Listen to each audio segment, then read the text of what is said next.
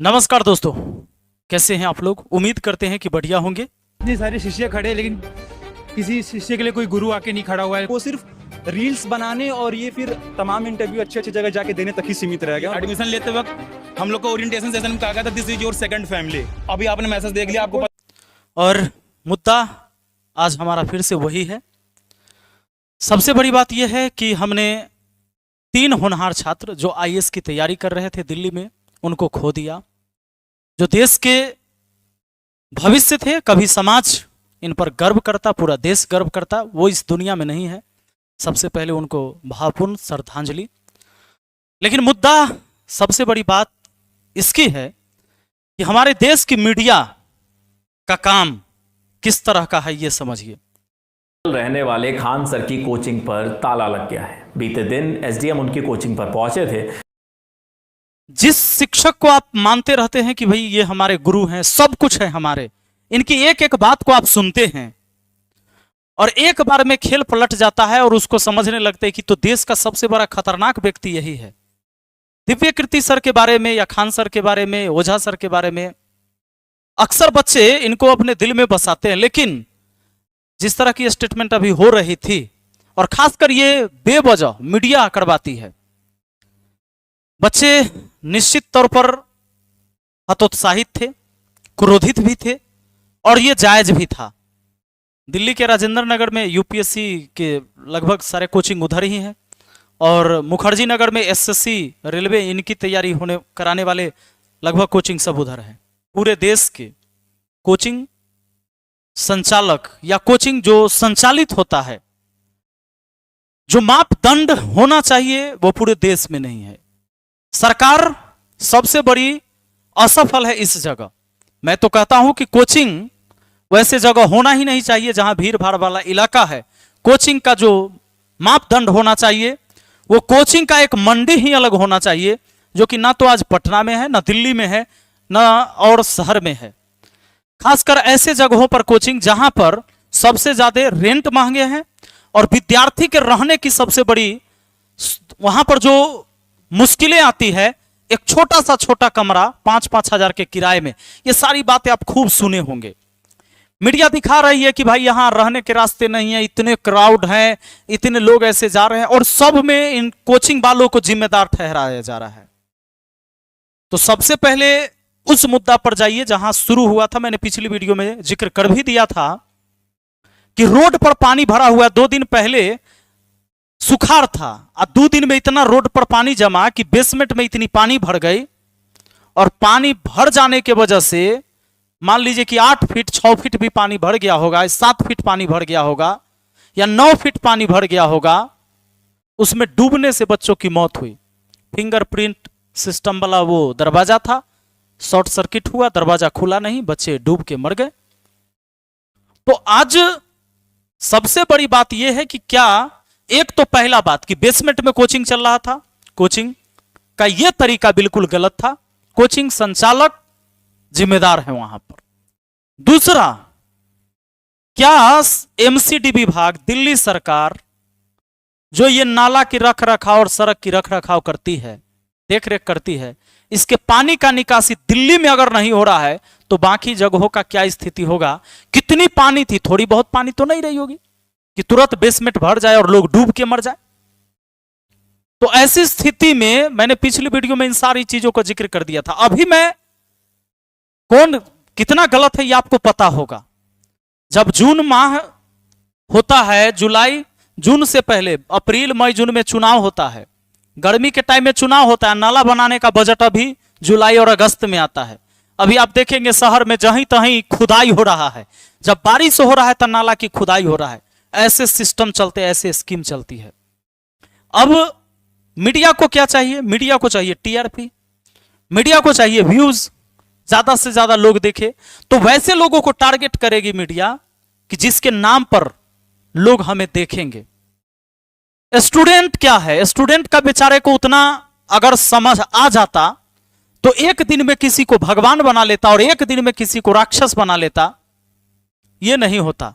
पता चल गया होगा इसमें कोई फैमिली वाला मैसेज नहीं था। कोचिंग वाले आपको तब तक रखेंगे जब तक आप पैसा दे रहे हैं। जिस दिन आपने पैसा देना बंद किया, कोई मतलब नहीं है। इस देश का सबसे बड़ा दिक्कत ये है कि जब तक हम वैल्यू अपना साबित ना करें, मेरा कोई वैल्यू नहीं। जिस दिव्य कीर्ति सर को पूरे देश इस बात को मानता है कि बहुत ही जबरदस्त शिक्षक हैं, बहुत गंभीर मिजाज के हैं, अपनी बातों को बड़ी तर्क से रखते हैं, एक दिन में बच्चे उग्र हो गए। हालांकि बच्चे हैं तो उग्र होना स्वाभाविक है, लेकिन इसमें मतलब आग में घी डालने के काम देश की मीडिया। खान सर के कोचिंग पर जाकर मीडिया वाले ने बहुत सारी कमियां गिनाई, पर इन्होंने कभी यह नहीं गिनाया कि चाहे पटना के बड़े बड़े कोचिंग संस्थान है या छोटे कोचिंग संस्थान है, किस तरीके से वहां जो बच्चे पढ़ने आते हैं, ये रेलवे एसएससी के जो बच्चे पढ़ने आते हैं, ये बच्चे 2 लाख 4 लाख 50,000 60,000 20,000 फीस वाले बच्चे नहीं होते हैं। ये बच्चे वैसे बच्चे होते हैं जो 5,000 में, 2,000 में, 4,000 में, 6,000 में पूरे साल भर वहां पढ़ाई करते हैं। ये सब गरीब के बच्चे हैं और ये निश्चित तौर पर वैसे कोचिंग संस्थान में ये सारी सुविधाएं नहीं दी जा सकती है। ये नहीं दी जा सकती है कि एक वर्ग फीट एरिया में एक स्टूडेंट 30 बाई 30 के एरिया में 900 स्क्वायर फीट में सिर्फ 30 स्टूडेंट बैठाया जाए, क्योंकि अगर 30 स्टूडेंट बैठाया जाएगा तो जो 6,000 का फी है वो 18,000 करना होगा, क्योंकि 50 रुपए प्रति स्क्वायर फीट पटना के एक जगह का रेंट है। तो ये बातों से किसी को कोई लेना देना नहीं है। ये जैसे ही इस रूल को लागू कर भी दिया जाए तो जो फीस 6,000 है वो फीस को 18,000 होते देर नहीं लगेगा और ये इसकी भरपाई वही छात्र करेंगे जो पढ़ाई करते हैं वहां पर। अब बहुत सारे स्टेटमेंट आपने स्टूडेंट का सुना ही होगा, तो खैर वो सब बात दूर है। अभी कोचिंग वालों सब ने क्या किया, किन किन ने जिम्मेदारी लिया, देखो राव कोचिंग के अंदर उसके लाइब्रेरी में यह घटना घटी थी, पर वहां के कोचिंग संचालक ने अपना दरिया दिली दिखाया और यहां पर पहली बात कि गृह मंत्रालय की तरफ से उप जो है राज्यपाल, उन्होंने घोषणा कर दिया था 10 लाख का मुआवजा उनके परिजनों के लिए जो हमारे छात्र अब इस दुनिया में नहीं रहे। 30 दिन में रिपोर्ट सौंपेगी, मृतकों के परिवार को 10 लाख का मुआवजा। दृष्टि समेत 4 कोचिंग सेंटर मृत अभ्यर्थियों के घर वालों को देंगे 10-10 लाख रुपए, अन्य को मुफ्त शिक्षा। उसमें आप ये जो है बेसमेंट में पानी भरने से जान गंवाने वाले छात्रों के परिजनों को 50-50 लाख मुआवजा देगा राव IAS कोचिंग। और आप यहां जान लीजिए कि 4 कोचिंग जो 10-10 लाख रुपए मुआवजा दे रही है, दिल्ली के 4 फेमस कोचिंग सेंटर ने राजेंद्र नगर हादसे का शिकार हुए 3 अभ्यर्थी के परिजनों को 10-10 लाख रुपए देने की पेशकश की है। वहीं प्रदर्शन कर रहे अन्य अभ्यर्थियों को निःशुल्क कक्षाएं देने की भी पेशकश की है। वहीं छात्रों मुआवजाओं को नौटंकी और मुद्दे को कमजोर करने की रणनीति बताया। अब अभी भी कुछ छात्र कह रहे हैं कि ये राजनीति है, नौटंकी है, ये आंदोलन को कमजोर करने की ये साजिश है। दोस्तों एक बात आप जानते हैं, यहां तो दृष्टि कोचिंग सेंटर के जो दिव्य कीर्ति सर हैं, अगर इस बात को माने तो उनके कोचिंग में घटना भी नहीं घटा, लेकिन उनकी दरिया दिली है। हम इस बात को मानते हैं कि चाहे ये 50 लाख 70 लाख चाहे 1 करोड़ रुपए भी उस परिवार को दे दिया जाए, पर उन परिवार के हम उस होनहार को लौटा नहीं सकते हैं। ये दुनिया के किसी भी व्यक्ति में ये ताकत नहीं है कि जो अब इस दुनिया में नहीं है उसको लौटा सकते हैं। हम सब मिलकर ये कोशिश कर रहे हैं कि भाई कम से कम उनके दर्द को कम किया जा सके। इनके दर्द को तो खत्म कोई नहीं कर सकता, इसकी भरपाई कोई भी नहीं कर सकता, और तरीका भी यही है कि मुआवजा देकर ही हम उनकी मदद करते हैं।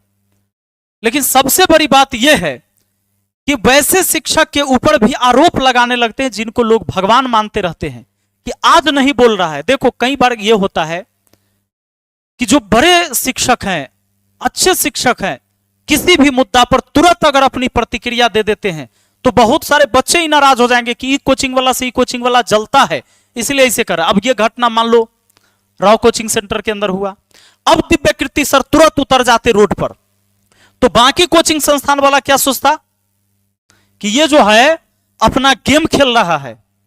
तो अगर कोई व्यक्ति नहीं बोल रहा है जिसे आप गुरु मानते हैं, तो उसको मर्यादा को समझिए, उनकी अपनी कुछ विचार है, अपने उनके कुछ बात होंगी जो डायरेक्ट आपको कुछ नहीं बोल पा रहे, उनको समझने की कोशिश करिए। तो ये ऐसे शिक्षक हैं जिन्होंने न जाने कितने गरीब छात्रों को कहां से उठाकर कहां पहुंचा दिया। तो ऐसे शिक्षकों पर थोड़ा सा आपको भरोसा रखने की जरूरत है।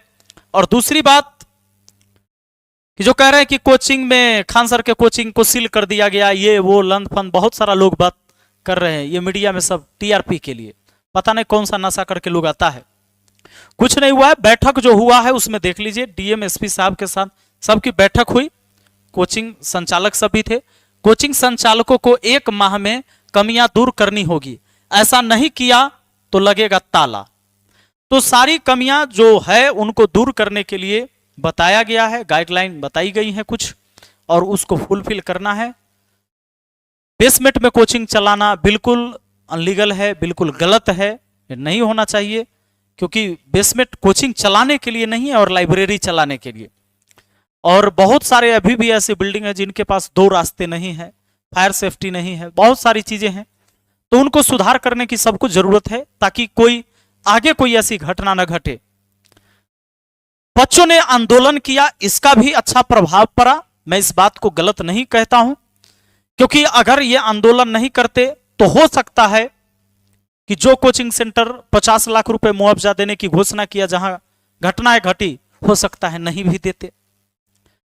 तो आंदोलन कहीं ना कहीं बच्चों का सफल भी रहा। लेकिन आप किसी शिक्षक को जहां घटनाएं नहीं हुई उनको आप गाली दे रहे हैं, उनको गलत सलत बोल रहे हैं उनके बारे में, तो एक छात्र को यह शोभा नहीं देता है।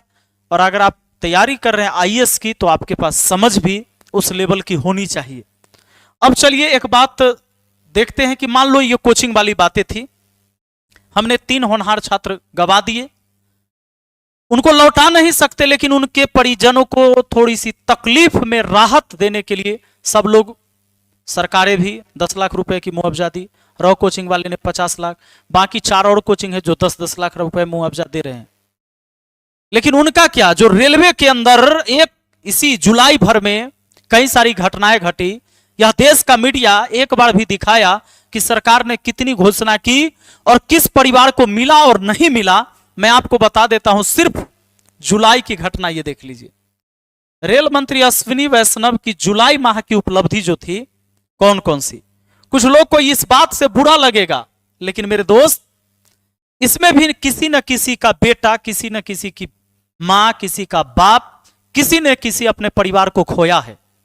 लेकिन इस देश की मीडिया क्या वो डाटा आपको दिखाती है कि अब उसको अगर मुआवजा मिलने वाला भी था तो मिला कि न मिला, किस वजह से न मिला, कौन कौन पेपर वर्क करके उसको वहां तक पहुंचना होगा, और नहीं बन पाता है तो उसको अवैध घोषित कर दिया जाता है। सिर्फ जुलाई की उपलब्धि, 18 जुलाई यूपी के गोंडा में ट्रेन हादसा, 19 जुलाई गुजरात के वलसाड में ट्रेन हादसा, 20 जुलाई यूपी के अमरोहा में ट्रेन हादसा, 21 जुलाई राजस्थान के अलवर में ट्रेन हादसा, 21 जुलाई बंगाल में ट्रेन हादसा, 29 जुलाई को बिहार में ट्रेन हादसा, 30 जुलाई को झारखंड में ट्रेन हादसा। ये सारे हादसा की जानकारी आपको इस देश की मीडिया हो सकता है एक आध बार दे दे कि ट्रेन की हादसा हुई, लेकिन इनके परिवार को सरकार ने क्या मुआवजा दिया। मान लेते हैं कोचिंग संचालक गलती किया, और गलती करने का अधिकार किसी को नहीं है, बिल्कुल नहीं है। और कोचिंग चले तो ढंग से ही चले, और अगर कोई गलती करता है तो उसको जिम्मेदार ठहराया जाए। तो क्या इस देश के रेल मंत्री को जिम्मेदार ठहराया जाए या न ठहराया जाए? इस देश में किसको जिम्मेदार ठहराया जाए अगर रेल में हादसा होता है तो? और ये लगातार हो रहा है अभी तो स्थिति। अब जब तक आप वीडियो देख रहे होंगे, हो सकता है कि 1-2 घटना फिर से हो गया होगा। तो जरा सोचने की विषय है, और ना तो हम इस पर आंदोलन करते हैं, न इस परिवार को न्याय मिल पाता है। मैंने बस यही कहा है कि भाई चीजें चले, सब कुछ सही से चलना चाहिए, और सब कुछ सही से चलेगा तो शायद आम लोगों को सहूलियत होगा अच्छे से जीने में। बाकी आप क्या सोचते हैं अपना कमेंट जरूर लिखिएगा। अगर ओझा सर, खान सर और दिव्य कीर्ति सर के बारे में आपके अंदर क्या है, अपनी बात जरूर लिखिएगा कमेंट बॉक्स में। मिलते हैं फिर अगली वीडियो में। Thank you, best of